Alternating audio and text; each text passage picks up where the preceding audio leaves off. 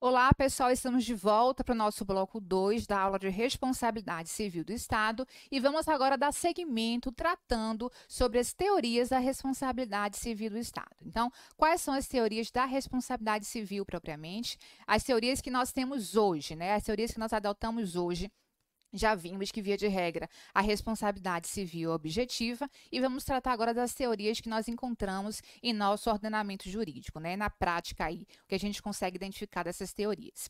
Bom, temos duas teorias principais, né? As teorias que a gente vai tratar aqui é a teoria do risco administrativo e a teoria do risco integral. No que diz respeito à teoria do risco administrativo, que é amplamente adotada pelo Brasil, a perspectiva empregada é que, em razão da sua supremacia, certo? Vocês viram lá na aula de regime jurídico da administração pública que o Estado, melhor dizendo, dentre tantos outros princípios, ele tem enquanto princípio basilar a supremacia do interesse público sobre o privado, né? Então, diante dessa sua supremacia, diante dessa soma de prerrogativas que o Estado tem, que é necessário ter, né, em razão dessa função que ele exerce, essa função precípua, que é a satisfação de interesses públicos. Então, em razão dessa supremacia e, consequentemente, de determinadas prerrogativas, o Estado ele tem que arcar com um risco maior, certo? Um risco maior diante das suas ações, diante das suas atitudes, justamente em razão da supremacia dessas prerrogativas. Porque não, vejam que assim, quando a gente trata, por exemplo, de regime jurídico da administração, eu costumo conversar com vocês tratando sobre, mencionando inclusive uma frase do Homem-Aranha, do filme Homem-Aranha, que é muito ilustrativa aqui para o direito administrativo, né? Que tio Ben fala o Homem-Aranha. Olha, grandes poderes, grandes responsabilidades. Essa é a lógica estatal. O Estado ele tem sim grandes poderes, mas ele também tem, em razão né, para além desses grandes poderes, e em razão, inclusive, desses grandes poderes, ele tem também grandes responsabilidades. Então, justamente em razão dessa supremacia, ele deve assumir um risco maior. Daí porque a teoria do risco administrativo, né? E daí porque essa teoria ela é amplamente adotada pelo Brasil. Agora, o que é esse risco maior, né? O que é esse risco administrativo? Objetivamente, ele deve ser responsabilizado pelos danos que seus agentes causarem a terceiros. Então, essa é a perspectiva da responsabilidade objetiva. Essa é a perspectiva da teoria do risco administrativo. Então, objetivamente, ele deve responder pelos danos que seus agentes causarem a terceiros, admitindo-se, aí vejam bem, a exclusão de tal responsabilidade em situações específicas, que são aquelas situações que nós vimos que interrompem o nexo de causalidade. Vamos recordar quais são essas situações que interrompem esse nexo de causalidade? Eu tenho um caso fortuito, eu tenho uma força maior e eu tenho culpa exclusiva da vítima. Então vamos lá. Qual é a perspectiva da teoria dessa teoria do risco administrativo? O Estado ele deve sim responder objetivamente pelos danos que ele causa, que seus agentes causam a terceiros, certo? Porém, nós temos aí a admissão de exclusão dessa responsabilidade, uma vez que eu esteja diante de situações que interrompem o nexo causal. Por que o nexo causal? Lembrem que eu tenho aqui, enquanto elementos da responsabilidade, eu tenho um dano, nexo de causal, eu tenho ação, né, conduta, nexo de causalidade e prejuízo. Se há uma interrupção desse nexo de causalidade, não há que se falar em responsabilidade estatal. Então, ele é responsabilizado objetivamente, admitindo-se, porém, exceções diante de situações que interrompem esse nexo de causalidade. Para além da teoria do risco administrativo, temos a teoria do risco integral. A teoria do risco integral parte da premissa de que o agente público ele é garantidor universal. Então, sendo assim, a simples existência de determinado prejuízo, de determinado dano, diante aí, claro, de um nexo causal, é suficiente para que surja a obrigação de indenizar por parte da administração. A diferença entre a teoria do risco administrativo e a teoria do risco integral é que a teoria do risco integral não admite exceções, certo? Não admite aquelas situações lá que interrompem o nexo de causalidade e que, portanto, uma vez interrompido, excluem a responsabilidade civil do Estado. Então, nós temos que, para a doutrina majoritária, nós temos que essa teoria ela é adotada pelo Brasil em situações pontuais. Então, via de regra, portanto, amplamente adotada, temos a teoria do risco administrativo, E temos que, em situações pontuais, a teoria do risco integral, ela é também adotada pelo Brasil. O que é que diz a doutrina majoritária? Nós temos que, do dano decorrente de atividade nuclear, temos o dano ao meio ambiente, né? É considerado um dano que compõe aí essa perspectiva do risco integral. Temos acidente de trânsito, daí o pagamento daquele seguro do DPVAT, né? Que o Estado ele paga, independente da situação que ocorreu ali, ele deve pagar aquele seguro.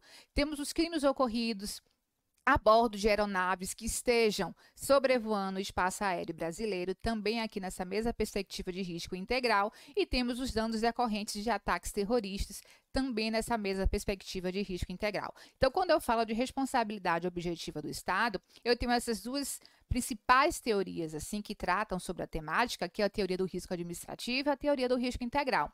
Na teoria do risco administrativo, amplamente adotada, temos que o Estado ele deve ser responsabilizado objetivamente, assim como na teoria do risco integral, também determina que o Estado deve ser responsabilizado objetivamente, desde que haja um nexo de causalidade entre a sua conduta e o prejuízo, porém, no que diz respeito à teoria do risco integral, não há que se falar em excludentes dessa responsabilidade, diferente do risco administrativo, que admite as situações de excludente aí, as situações que excluem, portanto, que interrompem esse nexo de causalidade, que, portanto, exclui a responsabilidade estatal. Então, essa é a diferença entre essas duas teorias, porque ambas tratam sobre a responsabilidade objetiva, só que no risco integral não há que se falar nessas excludentes nas situações que interrompem o nexo de causalidade, tá bom?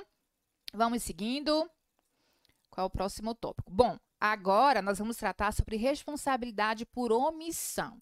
Veja que quando eu falei com vocês sobre conduta, que é um dos elementos que compõem aí essa responsabilidade objetiva, eu sinalizei para vocês, chamei a atenção que essa conduta, necessariamente, quando eu tratava lá daquela responsabilidade objetiva, eu estava falando sobre uma ação estatal, conduta enquanto ação.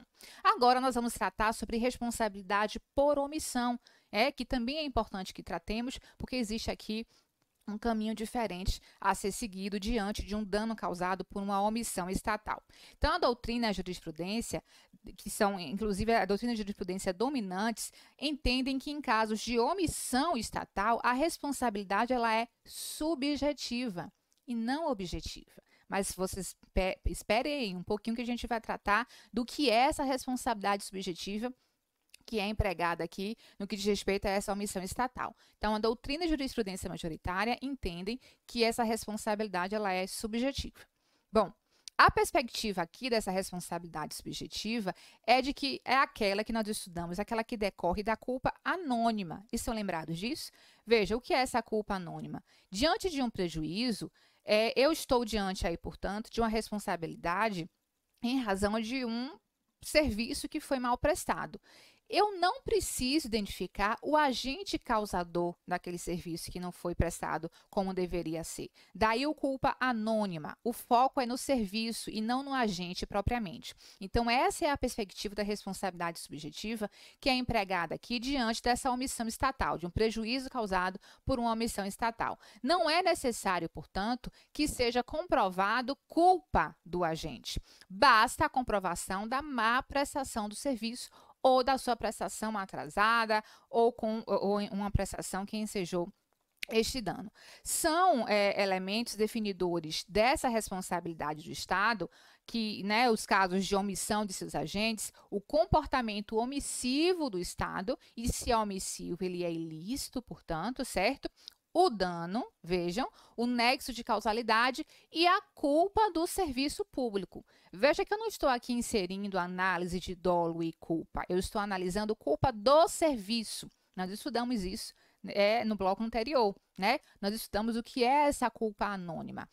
Então, o que é que compõe aí? Quais os elementos que compõem a responsabilidade civil subjetiva do Estado? A responsabilidade, portanto, que decorre de uma omissão estatal. Eu tenho um comportamento omissivo, e aí se é um comportamento omissivo, eu estou diante de um comportamento ilícito do Estado, eu tenho esse dano que foi causado, claro, o nexo de causalidade e a culpa do serviço público nessa perspectiva da culpa anônima que nós já estudamos, tá bom? Olha, vamos considerar aqui, por exemplo, uma situação onde houve um assalto em via pública, certo? Esse assalto em via pública, a rigor, ele não gera dever de indenizar, porque imagine se o Estado tivesse que indenizar todas as vítimas de assalto que nós temos aí diariamente. Então, digamos que, portanto, via de regra, essa situação ela não cabe indenização, né? Não cabe pleito para indenização. Porém, nesse meu exemplo, nós temos que tinham ali próximo à situação de assalto, dois policiais. Dois policiais que, neste meu exemplo, inclusive, eles estavam no seu horário de serviço. Então, eles percebem aquela situação de assalto, podem agir, veja, eles podem agir sem causar um prejuízo maior e resolvem não fazê-lo. Então, estou diante de uma omissão e, portanto, de um ato ilícito do Estado. Então, vamos lá. Esses policiais, eles assistiram um assalto e, embora eles pudessem agir, não evitaram. Então, diante disso, eles descumprem o seu dever legal. Nessa circunstância, diante de um dano que é evitável, então perceba que eu estou diante de uma situação que eu narro aqui, que era um dano evitável. Os policiais poderiam agir, sim, evitando aquele assalto, sem causar um prejuízo maior. Mas eles resolvem não fazer. Então, essa omissão estatal, eu estou diante do reconhecimento de uma responsabilidade estatal e, portanto, do dever de indenizar esta vítima, tá bom? Vamos lá também, a gente vai recordar aqui que a prestação de serviço público, ele tem um padrão, né, considerado normal, que é baseado nesse princípio da reserva do possível, certo? Daí porque esse destaque de sendo possível agir, o Estado não faz. Então, diante desse padrão que é considerado normal, que ele é, digamos, sustentado por esse princípio da reserva do possível, se o Estado ele pode agir e não faz, este ato ele é ilícito, essa sua omissão ela é ilícita. Daí eu tenho direito, diante, claro, né, do dano, do nexo de causalidade, essa culpa do serviço, eu tenho aí compostos os elementos dessa responsabilidade subjetiva do Estado, tá bom? Bom, temos uma situação que também é importante ser mencionada, que é uma consideração sobre a responsabilidade por omissão e a teoria do risco criado, tá?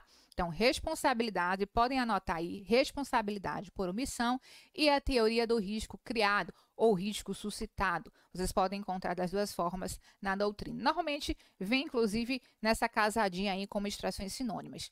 Bom, em determinadas circunstâncias, o Estado ele cria situações de risco que levam, né, à ocorrência de determinado dano, quando ele deve responder objetivamente, ainda que não seja demonstrada uma conduta direta de um agente público. Então, são situações mais corriqueiras que decorrem da guarda de pessoas. Por exemplo, eu tenho um detento que foge e assalta. Nessa fuga, portanto, eu estou aí diante de uma situação que não houve a interrupção do nexo de causalidade, mas percebam que essa fuga desse detento, ela pode ter sido em razão de uma omissão estatal. Eu tenho um determinado agente que viu que esse detento estava prestes a fugir e nada fez para impedir. Então, esse detento, ele foge em razão aí, como resultado, né, dessa omissão estatal, ele foge, nessa fuga ele comete esse assalto, certo? Numa casa, inclusive, que era ao lado do presídio, não necessariamente ao lado, mas não houve, nesse meu exemplo aqui, a interrupção do nexo de causalidade. Então, a narrativa ela é importante para que vocês percebam se há ou não essa interrupção. Então, o Estado, ele deve sim ser responsabilizado e não subjetivamente, certo? Mas objetivamente. Mas vem cá, por omissão, a responsabilidade não é subjetiva? Sim, ela é, via de regra, diante da omissão, a responsabilidade ela é subjetiva. Porém, temos aí esse combo, é quando eu estou diante de uma responsabilidade por omissão e a teoria do risco que é criado, de um risco que é suscitado, um risco que o Estado, ele assume, né? Ele assume em razão da sua conduta E isso a gente consegue verificar as situações mais corriqueiras que a gente consegue identificar essa teoria do risco criado, o risco que o Estado ele cria em determinadas situações é diante da guarda de pessoas, como é o caso aqui desse meu exemplo dos presídios, né? Como é o caso, por exemplo, também de alguém que seja internado em um hospital público, de alguém que tenha eventualmente algum tipo de deficiência, que seja deficiência mental, que esteja internado, enfim, no hospital de custódia. Então, enfim, eu tenho aí uma situação onde o Estado ele é responsável pela guarda de pessoas. Então, mesmo que diante de uma omissão, essa responsabilidade ela será objetiva, porque ele assume o risco. Olha aí a teoria do risco criado, do risco suscitado. Quando, nesse meu exemplo do presídio, ele constrói esse presídio próximo a uma vizinhança, ele constrói esse presídio próximo a casas ali residenciais e que, eventualmente, claro que situações como essas podem ocorrer diante de uma fuga, ou esse preso, esse fugitivo, ele vai querer, eventualmente, se esconder em alguma casa, alguma residência, ou até fazer alguém de refém, enfim, porque eu tenho ali o Estado ele assume esse risco no momento em que ele constrói aquele presídio próximo ali de casas de casas, de residências onde você pode causar esse prejuízo para terceiros, tá bom? Então aqui, mesmo diante dessa omissão estatal, a responsabilidade ela será objetiva, tá bom? Bom, temos ainda uma necessidade aqui de fazer uma divisão, uma diferenciação, deixa eu só ver o horário, entre caso fortuito interno e caso fortuito externo. Veja, caso fortuito interno, né? Vamos aqui diante desse meu exemplo do presídio. Eu tenho uma rebelião de presos e essa rebelião de presos, ela vem causar a morte de um refém. Veja que eu estou diante de um caso fortuito interno. A pergunta é, o Estado ele deve ser responsabilizado se eu estou diante de um caso fortuito, essa rebelião dos presos que eventualmente causou a morte de um refém? A responsabilidade estatal, sim, não pode o Estado alegar esse caso fortuito, porque, veja, ali aquele ambiente controlado, embora não tenha sido uma situação causada por um agente público, foi a rebelião causada pelos detentos, o Estado ele tem um dever de guarda, ele tem a responsabilidade por tudo que ocorre ali dentro. Situação 2. Caso fortuito externo. Eu tenho aí que um preso, no momento que estava na área, enfim, ele é atingido por um raio. Ele é atingido por um raio dentro do presídio. E aí, o Estado ele deve ser responsabilizado por essa situação? A princípio, não há que se falar em responsabilidade do Estado, já que este dano decorre de um caso fortuito externo, que é totalmente alheio e independente da situação de custódia. Então, a rebelião, ela não é alheia e nem é independente da situação de custódia. Pelo contrário, ela é comum, né, diante da situação de custódia. Mas um preso ser atingido dentro do presídio por um raio e vir a falecer é um caso fortuito externo. Então, a rigor, não tem uma relação. É totalmente alheio a situação de custódia, daí que, a princípio, não há que se falar em responsabilidade estatal, tá bom? Então, essa diferença também entre caso fortuito interno e externo é importante que vocês tenham em mente, porque ela não vai estar necessariamente nas questões com essa expressão, mas a narrativa vai fazer com que vocês raciocinem nesse sentido. E essa indenização que vai ser paga em razão dessa responsabilidade civil do Estado conforme eu já disse para vocês, uma indenização que deriva de uma responsabilidade extracontratual, diferente, portanto, da responsabilidade que deriva de contratos administrativos, como multas, por exemplo, que vocês verão na aula específica, na aula sobre contratos. Veja, é uma indenização que deriva de uma relação extracontratual, e essa foi uma das primeiras informações que eu passei para vocês. Portanto, não há que se falar numa relação pretérita formal para que haja esse direito de indenizar, esse dever, melhor dizendo, do Estado indenizar, e esse direito do particular de pleitear essa indenização.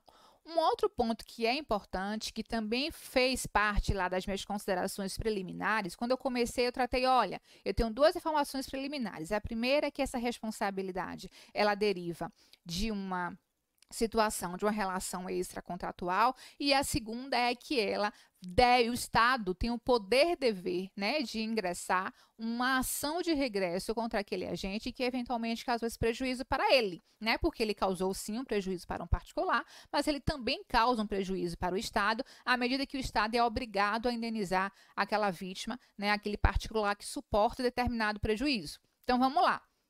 Como é que funciona essa ação de regresso? A vítima cobra do Estado e o Estado, na ação de regresso, cobra do agente, tá? Então, a vítima pode pleitear essa indenização diretamente ao agente causador do prejuízo? Essa é uma pergunta que é muito comum, né? É um questionamento muito comum em provas. Bom, nós já vimos que essa responsabilidade do Estado, ela é objetiva, tá? Então, os seus agentes, porém, respondem subjetivamente. Nós já vimos isso, que no que diz respeito à ação de regresso, essa responsabilidade ela é subjetiva. O que eu estou dizendo é que o Estado, no momento que ingressar essa ação de regresso, ele vai verificar se houve dolo ou culpa do agente, até para saber se ele deve ou não indenizar, ressarcir o Estado, né? Ao Estado em razão daquele prejuízo que ele causou. Bom, essa análise de culpa, essa análise de dolo, ela é feita na ação de regresso. Ela não é feita numa ação de indenização que a vítima eventualmente propõe aí contra o Estado. Qual é a lógica, certo? Qual é a lógica? Se não há que se falar em análise de dolo e culpa, claro que para a vítima eu tenho um lastro probatório, eu tenho um lastro de discussão muito menor numa ação de indenização que é proposta diretamente contra o Estado, sem envolver o agente, porque eu não vou fazer análise de dolo e culpa, basta ali que eu comprove que houve a conduta estatal, que houve o nexo de causalidade e que houve o dano. Uma vez que eu demonstre isso, pronto, eu fiz aí o checklist e eu consigo a minha indenização, tá? É importante que a gente tenha aqui em mente que o STF ele tem entendimento pacificado que no que diz respeito à teoria da dupla garantia, o princípio que quando a gente fala sobre teoria da dupla garantia, a gente está aí tratando sobre impessoalidade, a gente está tratando sobre teoria do órgão, temática que vocês viram lá em regime jurídico da administração. Vamos lá. A vítima ela tem o direito de pleitear diretamente do Estado e tem certa vantagem, porque o seu laço de discussão ele é muito menor. Assim como o agente, ele tem o direito de ser processado tão somente pelo Estado. É a teoria do órgão, ele não está ali em nome próprio, ele está ali em nome do Estado, em nome do órgão. Recordam-se do princípio da impessoalidade? Uma das perspectivas do princípio da impessoalidade é justamente que o Estado não está ali em nome próprio, ou melhor, que o agente não está ali em nome próprio, mas em nome do Estado. Então, ele deve ter essa garantia. Então, por que o STF tem pacificado esse entendimento de dupla garantia? É a garantia da vítima pleitear diretamente ao Estado, que em tese tem mais liquidez para ela indenizar do que um particular, então é a garantia para ela também, sem falar nessa possibilidade de ser muito mais célere a discussão diante da ausência de necessidade de demonstrar dolo e culpa. E a dupla garantia por quê? Porque esse agente ele tem a garantia também de ser processado apenas pelo Estado. Agora, nós temos, é importante registrar que o STJ ele se manifestou em sentido diverso em 2014, né, diverso dessa dupla garantia, e ele admitiu a propositura da ação de reparação civil de determinada vítima diretamente em face do agente causador, certo? Em razão da busca, e aí qual foi a perspectiva do STJ? Economicidade e eficiência, melhor dizendo, processual. Então, já é importante que a gente registre isso, que a gente tenha esse entendimento pacificado no STF da dupla garantia, mas nós temos também um entendimento divergente, deixa eu só acompanhar o horário, um entendimento divergente do STJ, mais precisamente 2014, onde ele admite que essa ação de reparação civil ele foi proposta diretamente contra o agente causador, e ele traz quanto argumento legitimador dessa admissão justamente a economicidade e eficiência processual, porque a gente vai resolver tudo numa situação só, num processo só.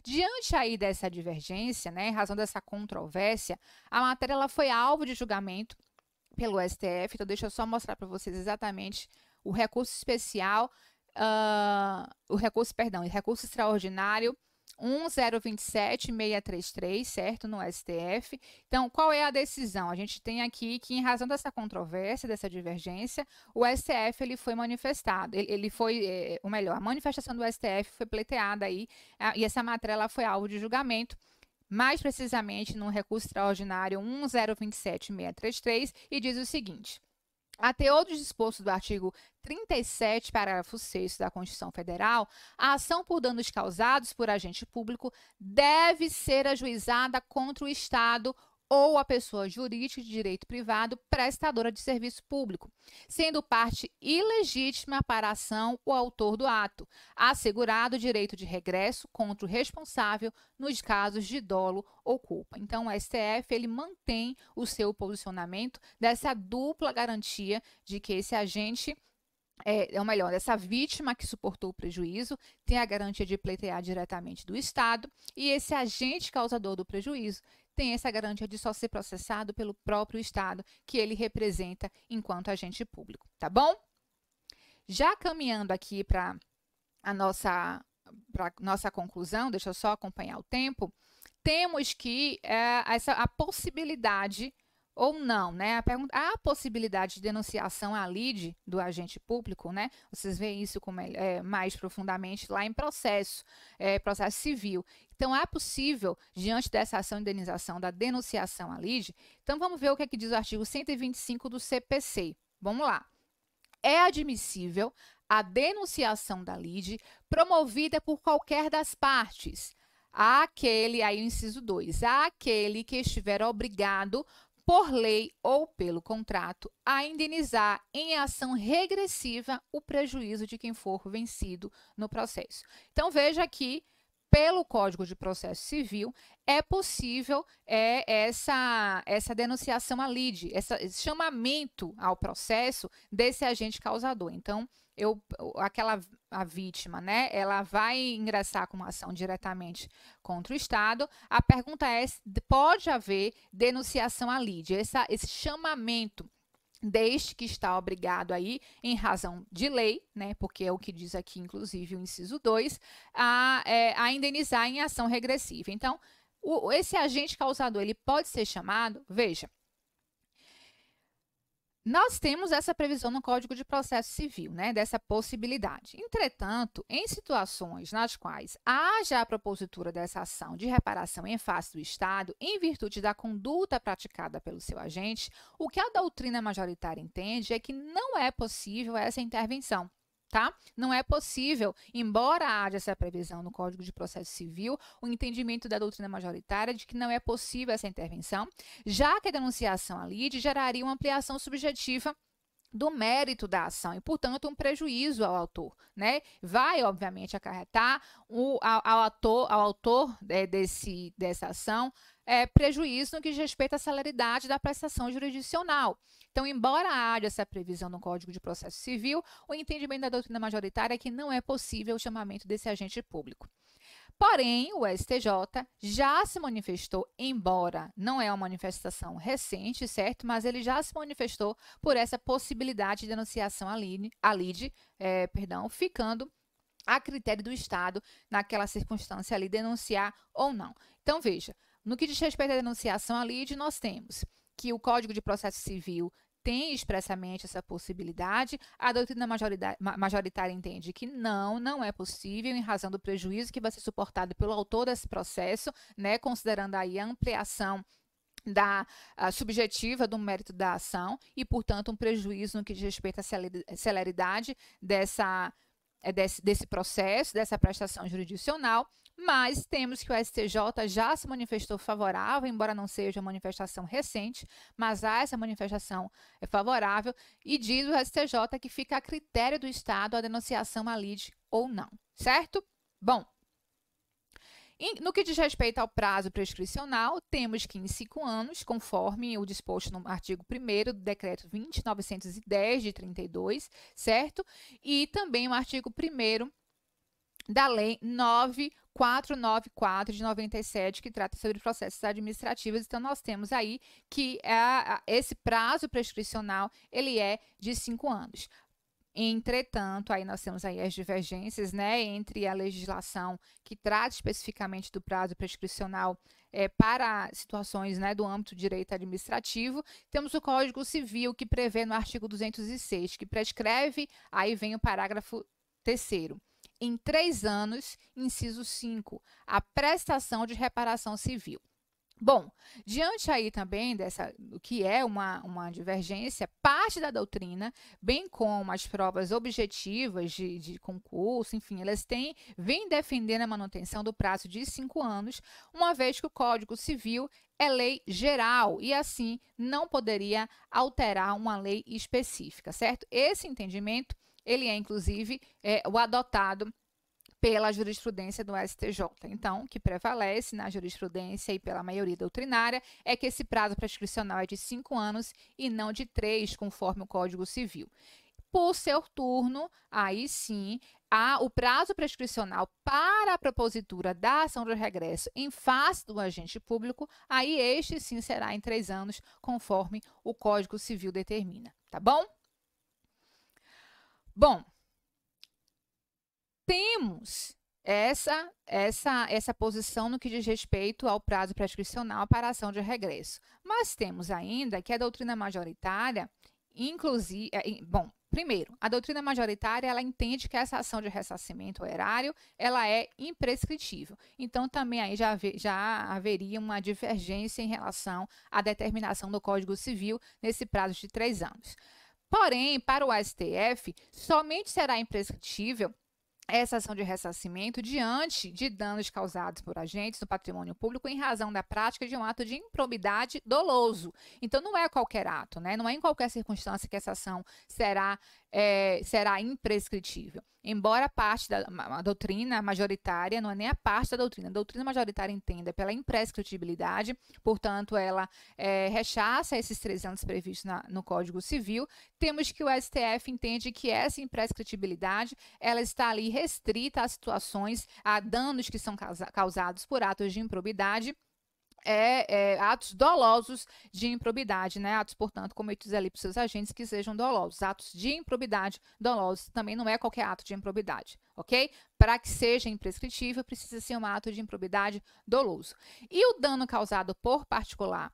Veja, no dano causado por particular, a ação de ressarcimento em face desse sujeito prescreve em conformidade com a legislação civil, que é esse prazo de 3 anos. Então, veja que eu estou diante aí de um particular e não de um agente público.